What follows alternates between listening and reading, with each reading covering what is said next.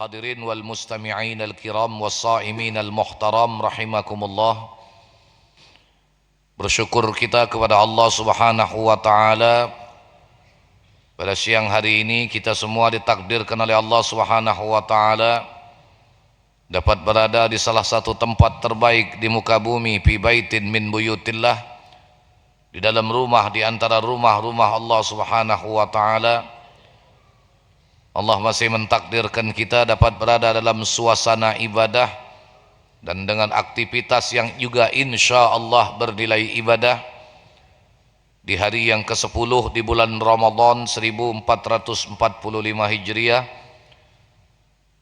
Baru saja tadi kita dapat menunaikan salah satu kewajiban sebagai hamba Allah, yaitu melaksanakan salat zuhur alhamdulillah secara berjamaah. Mudah-mudahan kehadiran dan kesyukuran kita pada saat ini akan dicatat sebagai ibadah dan menjadi amal soleh kita di hadapan Allah Subhanahu wa taala. Salawat teriring salam kita mohonkan pula pada Allah Subhanahu wa taala agar selalu dan semoga tetap Allah limpahkan kepada qudwah dan uswah kita Nabi besar Muhammad sallallahu alaihi wa alihi wasallam, pada para keluarga, sahabat dan sekalian pengikutnya hingga akhir zaman. Tanpa terkecuali kita yang hadir pada siang hari ini, semoga pada saatnya Allah berkenan untuk menggolongkan kita menjadi ahlus syafaat Rasulullah sallallahu alaihi wasallam di yaumil qiyamah. Amin ya rabbal alamin. Sebagaimana tadi disampaikan bahwa pembahasan kita pada siang hari ini seputar kemuliaan syariatnya Nabi Muhammad sallallahu alaihi wasallam. Tiada bukan tiada lain, syariatnya Nabi Muhammad sallallahu alaihi wasallam adalah syariat Islam yang berarti keselamatan, panduan dan tuntunan untuk membawa manusia kepada jalan keselamatan di dunia sehingga mendapatkan keselamatan pula di akhirat nantinya. Kita semua hadirin sekalian membaca di dalam Al-Quran bahwasanya satu-satunya agama yang diridhoi oleh Allah Subhanahu wa taala adalah agama Islam. Jangan pernah mencari apalagi untuk mengakui ada syariat yang lebih sempurna daripada Islam.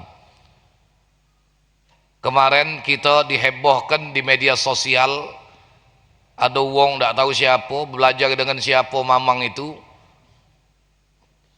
siapa namanya, ada di YouTube, heboh ya.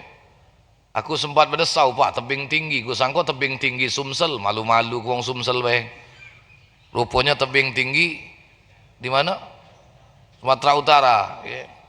Ngaku dirinya nabi, kemudian nak membubarkan syariat Islam. Ini sebuah pengakuan yang lucu.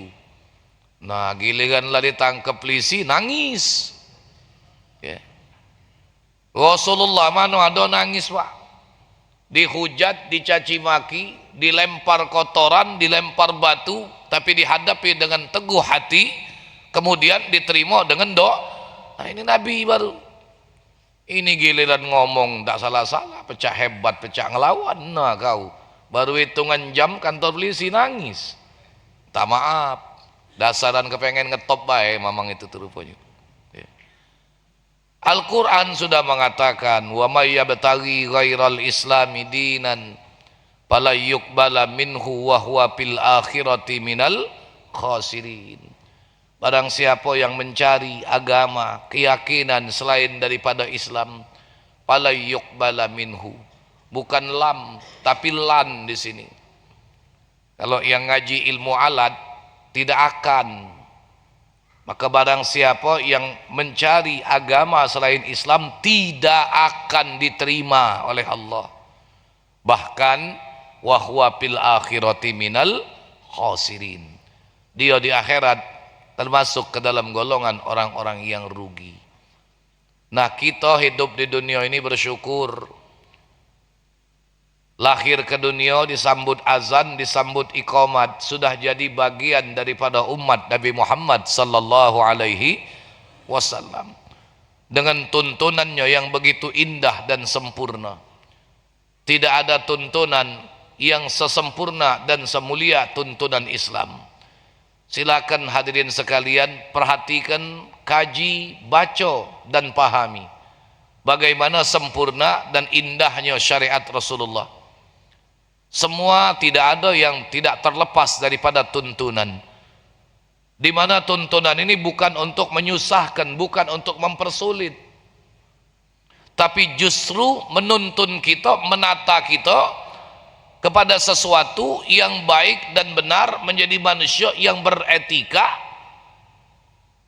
dari mulai lahir, keluar dari perut ibu sampai masuk ke perut bumi. Adakah akidah yang lain yang punya tuntunan sesempurna dan selengkap Islam? Lahir kita disambut azan, sampai masuk ke liang lahat pun kita tidak terlepas dari tuntunan. Dimandikan, dikapani, disolatkan. Kubur pun bukan sembarang kubur, tapi ada aturan, dihadapkan ke arah kiblat. Sampai dalam hukum fikih, andai kata ada mayit yang dimakamkan tidak menghadap ke arah kiblat, selama diyakini mayit itu belum hancur, wajib kuburnya dibuka, digali untuk dihadapkan mayit itu ke arah kiblat. Jadi mati pun kita tetap wajib menghadap ke arah kiblat. Dan yang kedua, kesyukuran kita. Bersyukur kita hidup di dunia, Allah tidak menjadikan kita hidup menjadi umat yang lain. Kalau Allah jadikan kita hidup jadi kaum Ad, barangkali kita tidak sanggup dengan kerasnya penghidupan pada masa itu. Kalau Allah takdirkan kita hidup jadi kaum Samud, barangkali kita tidak sanggup dengan kerasnya juga syariat yang Allah perlakukan kepada kaum Samud.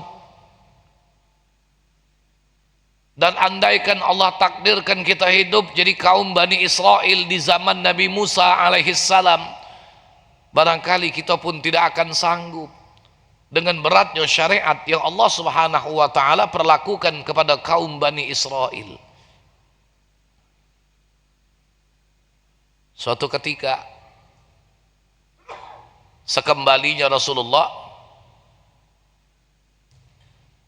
dari perjalanan mi'rajnya di langit ke-6, Rasulullah berjumpa dengan Nabi Musa. Nabi Musa bertanya, apa yang kau dapat dari menghadap Allah, wahai Rasulullah? Ini bukan untuk mencari polemik, Pak. Terlepas iyo atau tidak, tidak perlu kita jadikan perdebatan. Rasulullah menjawab, aku dapat oleh-oleh untuk umatku sholat 50 waktu. Ya. Walaupun ada juga yang membantah, madai Ustaz, Nabi dengan Allah tawar-menawar, kau bayar belanja pasar 16 lagi nak nawar. Ya dah. Nih. Tapi ini tidak perlu kita jadikan perdebatan untuk jadi polemik. Apa kata Nabi Musa? Balik ya Muhammad, balik. Kembali lagi kau menghadap Allah. Is'alit takhfif, mintakan keringanan kepada Tuhanmu. Umatku yang besar-besar lagi terkepor di Nabi Musa. Nak ngawikan ibadat, apalagi umatmu kecil, tenaga lemah, umur pendek, ya. Semangat juga muda lemah. Makan dulu kuat. Badan lemah puasa, tapi pikiran otaknya makan. Apakah sanggup untuk melaksanakan ibadah sebanyak itu? Nah, jadi ini menunjukkan bagaimana kaum Bani Israel yang kuat. Lagi kadang-kadang kata Nabi Musa tidak sanggup untuk melaksanakan kewajiban ibadah yang berat.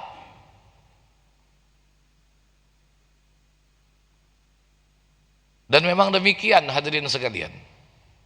Dalam kitab Khasaisul Ummatil Muhammadiyah yang dikarang oleh Abuya Sayyid Muhammad bin Alawi bin Abbas Al-Maliki, berat Pak syariat Bani Israel itu. berat. Jauh lebih ringan syariat yang Allah berikan kepada kita umatnya Nabi Muhammad sallallahu alaihi wasallam.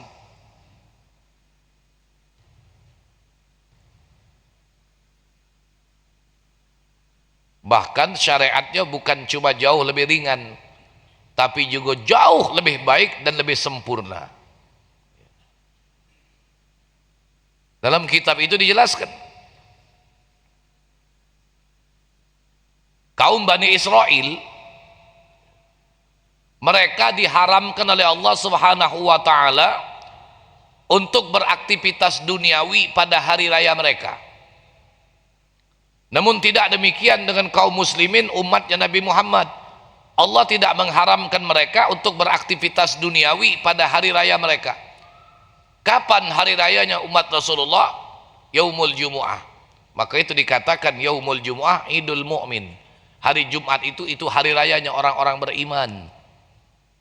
Makanya orang-orang tua kita dulu begitu memuliakan, menghormati hari Jumat. Kalau sudah hari Jumat, aktivitas dunia kalau bisa di stop. Dijadikan hari Jumat itu khusus untuk urusan akhirat.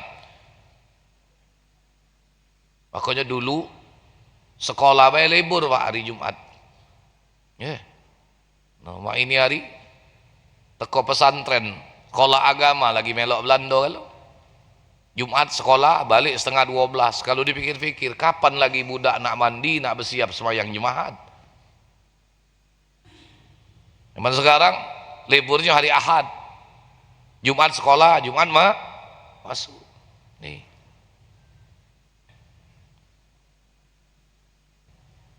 Allah tidak melarang kita untuk beraktivitas duniawi pada hari Jumat. Yang nak begawe, begawelah, yang nak berdagang, berdaganglah, yang nak ngajar, ngajarlah. Cuma yang diminta oleh Allah Subhanahu wa taala pada saat waktunya salat Jumat, pergilah ke masjid, laksanakan kewajiban salat Jumat. Sesudah itu Allah tidak melarang kita mencari keberkahan, mencari keuntungan duniawi. Fa iza qudiyatis salatu fantashiru fil ardh. Maka apabila telah ditunaikan kewajiban salat, bertebaranlah kalian di muka bumi, carilah rezeki karunia Allah Subhanahu wa taala. Ini hari Jumat.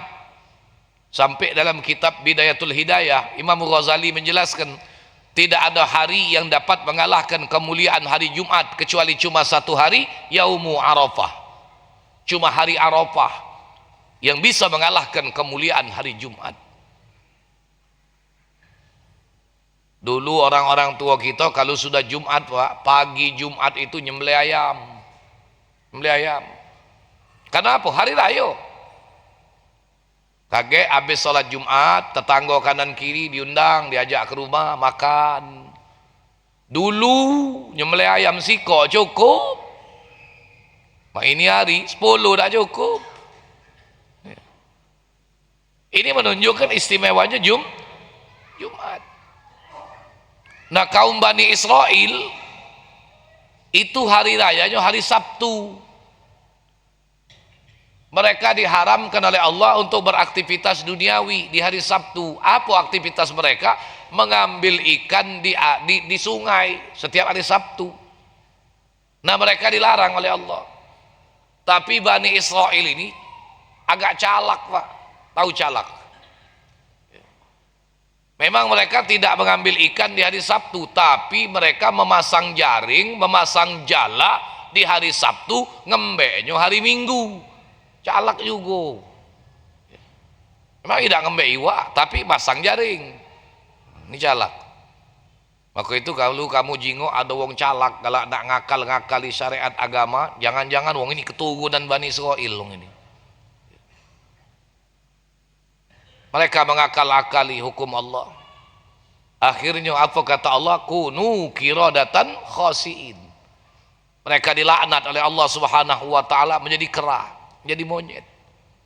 Ini akibat mereka mengakal-akali hukum Allah Subhanahu wa taala.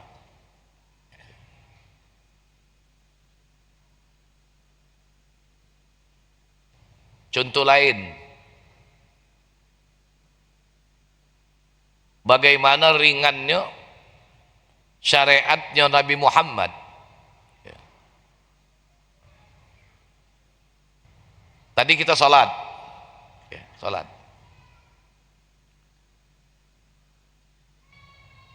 Apabila orang yang berada di saf terdepan itu dipandang oleh Allah Subhanahu wa ta'ala dengan pandangan rahmat, maka seluruh saf yang di belakangnya semua akan mendapatkan bagian rahmat Allah Subhanahu wa ta'ala. Nah, ini menunjukkan istimewa. Hal ini tidak terdapat pada syariat-syariat yang lain. Suatu ketika ada sahabat meriwayatkan bagaimana Abu Darda radhiyallahu anhu. Abu Darda itu awalnya sholat berada di saf terdepan, Pak. Sebelum sholat maksudnya, berada di saf terdepan. Sampai akhirnya kemudian Abu Darda selesai sholat, ternyata dilihat oleh sahabat tadi berada di saf paling belakang. Akhirnya ini sahabat bertanya kepada Abu Darda, "Ya Abu Darda, alaisa khairus sufuf saful awal?" Bukankah sebaik-baik saf adalah saf yang terdepan? Tadi aku melihat engkau berada di saf terdepan, tapi kenapa ketika sholat justru engkau saat ini selesai sholat berada di saf paling belakang? Apa kata Abu Darda? Memang pada awalnya sebelum sholat aku berada di saf terdepan,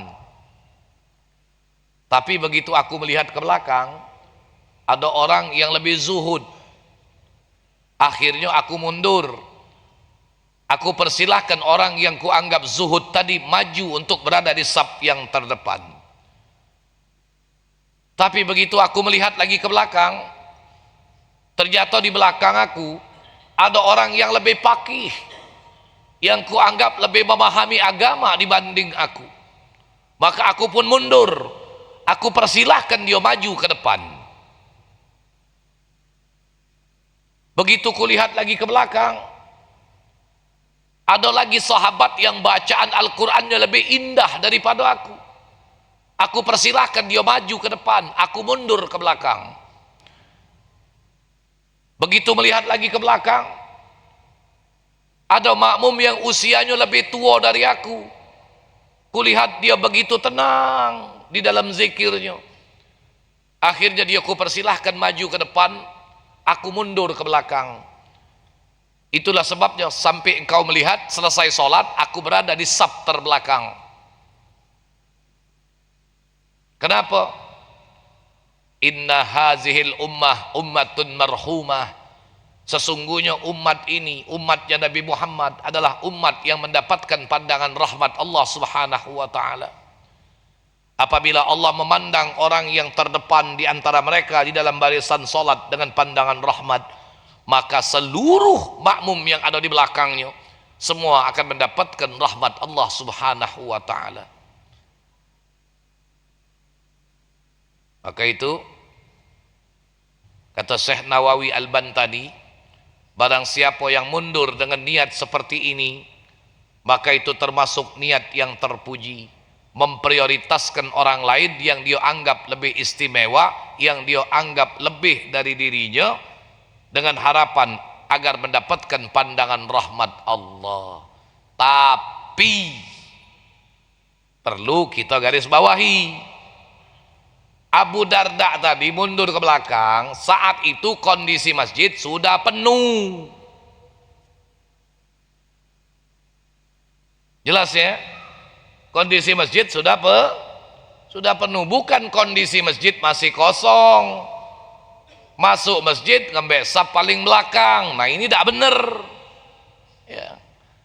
Jadi kondisinya masjid sudah penuh, saf barisan sholat sudah mundur ke belakang.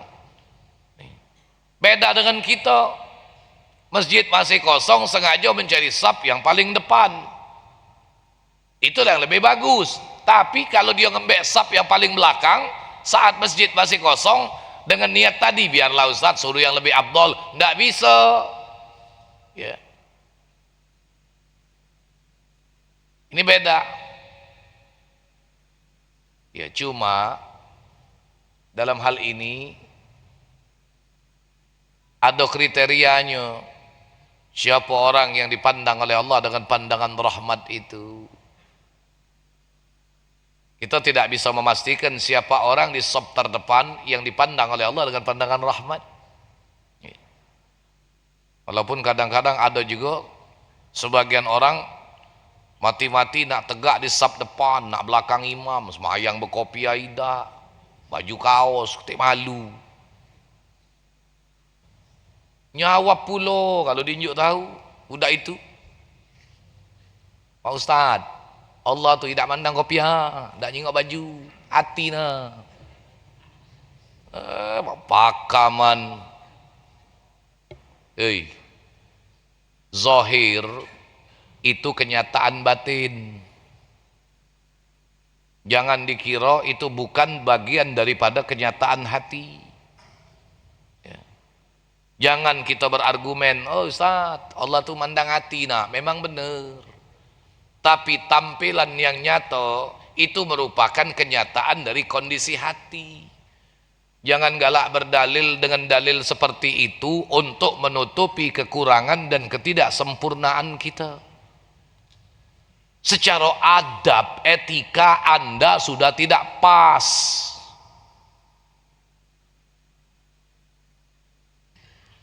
Yang jadi masalah, apakah orang yang kurang adab, kurang etika, kira-kira sholatnya akan dipandang oleh Allah dengan pandangan rahmat? Itu yang perlu kita pertanyakan. Ya.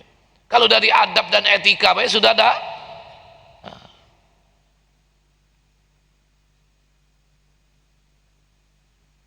Nih,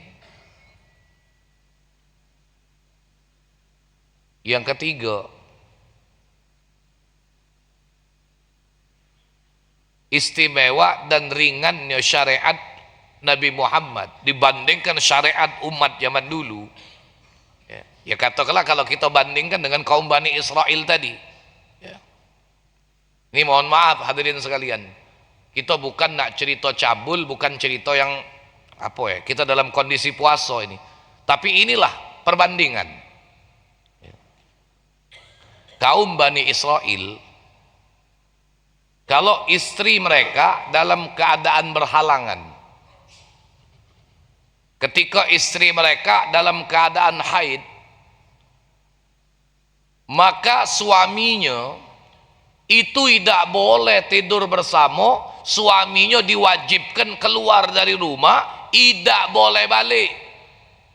Kapan suaminya boleh balik? Sampai suaminya yakin istrinya sudah dalam keadaan suci, baru boleh suaminya balik. Berat tak syariat ini? Berat. Bukan cuma maaf hubungan badan yang dilarang, ngobrol, tidur bersama, makan bersama tidak boleh. Ini syariat kaum Bani Israel. Tapi tidak demikian dengan umatnya Nabi Muhammad sallallahu alaihi wasallam. Meskipun istri mereka dalam kondisi berhalangan, dalam keadaan haid, mereka tetap boleh makan bersama, minum bersama, ngobrol bersama, tidur bersama, tinggal bersama-sama. Cuma gawe siko itu yang tak boleh. Ya tak perlu nak aku sebut ke, lah ngerti kalau ya. Kau ngerti juga. Kalau je ku wong bujang kayak tak ngerti lah. Nih. Cuma persetubuhan yang dilarang. Coba kita pikirkan, andaikan syariat ini Allah perlakukan kepada umat Nabi Muhammad, nangis dalu ibu-ibu, jangan macam-macam. Lah, lagi halangan, suami tak boleh balik, maka lagi halangan tadi sakit gigi pula, anak 3 ikok demam panas segala, pempes anak habis, susu anak habis, hari hujan angin geledek petir, genteng bocor, rumah banjir, laki dah ketik. Mau lah kalau kamu bayangin. Ya. Tapi tidak demikian ya, dengan umatnya Nabi Muhammad sallallahu alaihi wasallam. Ini menunjukkan betapa indahnya, mulianya syariat umatnya Nabi Muhammad. Ya kalau persetubuhan itu sudah jelas, Pak. Sudah jelas. Dalilnya qat'i dalam Al-Qur'an, fa'tazilun nisa fil mahid. Hendaklah kalian jauhi kaum perempuan itu di masa mereka berhaid, ya. Artinya tidak boleh melakukan persetubuhan. Dulu, Pak, dulu ana pernah ditanya budak remaja masjid. Kebetulan pernah ngajar remaja masjid, anak-anak SMA dengan anak-anak yang kuliah. Jadi begitu tanya jawab, ada sikok budak remaja masjid nanyu. Ana beda menduga, Pak, kalau pertanyaannya seperti itu. Ustadz, ngaponian seorang istri yang haid itu tidak boleh dijima, tidak boleh disetubuhi? Yohana jawab menurut yang ana tahu, haram. Allah melarang dalam Al-Quran. Jawabnya apa? Kalau itu Pak Ustadz aku lah ngerti ujinya. Ai pakam uji budak ini. Ya. Iya. Allah memang melarang dalam Al-Quran. Ana baru nyambung. Oh. Ya.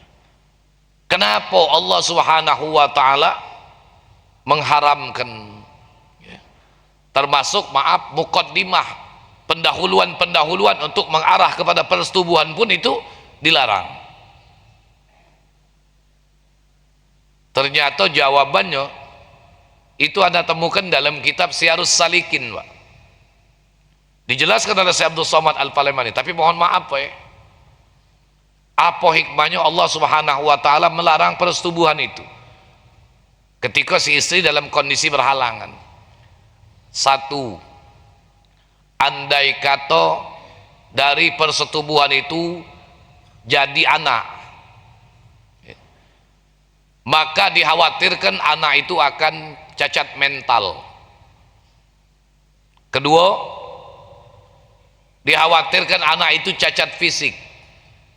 Ketiga, dia bakal kena penyakit juzam dan baros. Apa itu? Belang dan kusta. Maka itu Allah melarang itu pasti ada hikmahnya. Ketika Allah mengharamkan, pasti ada kebaikan-kebaikan, ada kemaslahatan yang terkandung di balik apa yang dilarang oleh Allah Subhanahu wa taala. Cuma barangkali pemahaman kita yang belum sampai kepada batasan sejauh itu. Kita masih terlalu banyak kurang di dalam pemahaman agama. Kita masih banyak untuk belajar, untuk mengkaji dan memahami bagaimana sempurna dan istimewanya syariat Islam. Sampai ada satu ulama yang mengarang sebuah kitab khusus, Hikmatut Tasyri' wa Falsafatuhu. Hikmah-hikmah penetapan hukum syariat itu dan falsafah serta nilai i'tibar di balik hikmah-hikmah yang ditetapkan di dalam hukum syariat itu. Untuk yang fardu ain pun terkadang kita masih banyak yang belum mampu untuk kita pahami dengan baik dan sempurna. Maka itu jangan pernah lelah kita untuk menuntut ilmu. Jangan pernah bosan untuk menghadirkan diri di majelis-majelis yang di situ terdapat kajian-kajian ilmu pengetahuan agama, apapun bentuk kajiannya. Apakah hadis, apakah fikih, apakah tauhid atau tasawuf. Sebab dalam agama ini hadirin sekalian, semakin banyak kita menemukan, semakin banyak kita pun akan merasakan sesuatu yang belum kita ketahui. Dan banyak lagi kemuliaan-kemuliaan, keistimewaan daripada syariatnya umat Nabi Muhammad sallallahu alaihi wasallam. Inilah barangkali sedikit